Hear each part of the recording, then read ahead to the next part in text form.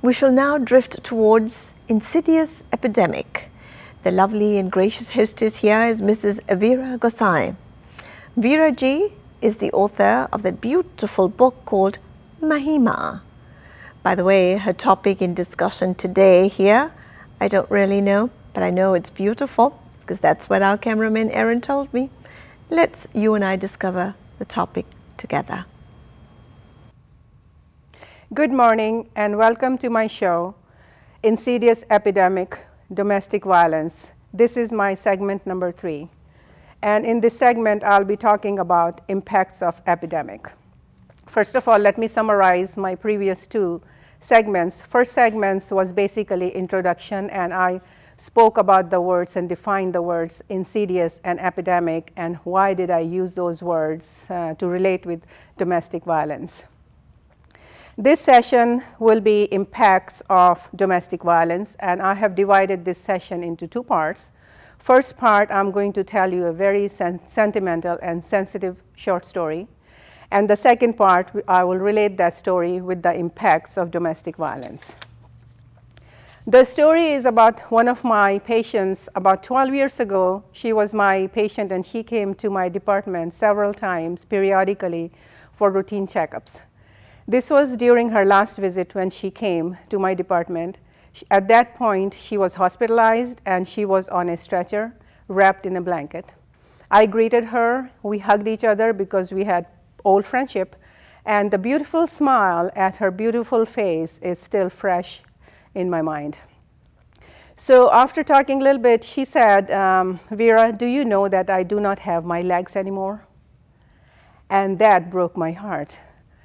Then we continued our conversation, and she said that my cancer spread all over the body, and they had to amputate my legs, both of them. And that was a sad story, but I was, on my part, I was speechless. I could not even say, okay, you will be okay. Don't worry, because she would not be okay. She lost her legs.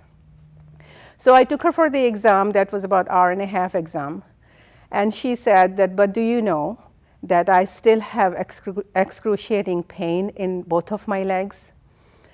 And it was not a surprise for me, but it was a sad news, because I know that there is something called phantom phenomena, phantom suffering, which is the pain suffered by the patient, even if that patient does not have that body part. And that pain prolongs for a long time. So, and also the beautiful part about the story, end of the story, she said, Viera, I love your name, and I have 3 Viera Wang scarves, which I'm going to bring them for you when I come next time. I thanked her. That was really thoughtfulness of her. And the test was finished, and she was gone, but her thoughts were on my mind all the time.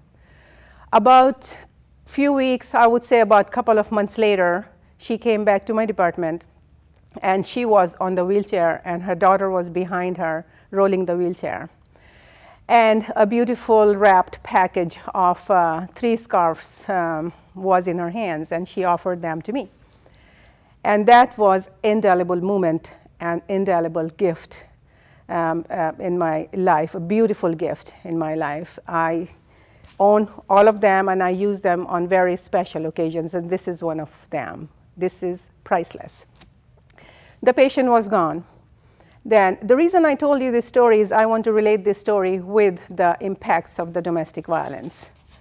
So there are 2 divisions I can make, short-term impacts and long-term impacts.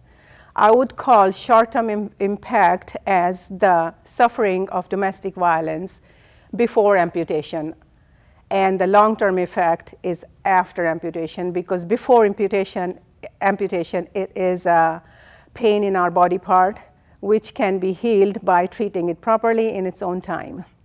But the suffering and pain, which stays in our mind, it never ever ends. We learn to live with it, but it never ends. So as a result, it may take a form of stress in our system, and which is really a culprit. And the side effects or the after effects of stress could be flashback, which are our old bad memories of beaten up, And basically, I'm covering physical abuse at this point. And we may get intrusive imagination, which is thinking about the abusive person all the time, that he may attack us anywhere, anytime, in our bedrooms, in our kitchen, in the car, anywhere. That stays on our mind all the time. Sleepless disorders, nightmares, cardiovascular diseases, blood pressure, high blood pressure, coronary heart diseases. You may get stroke also. Please know that I'm not scaring you. I'm just making you aware of it.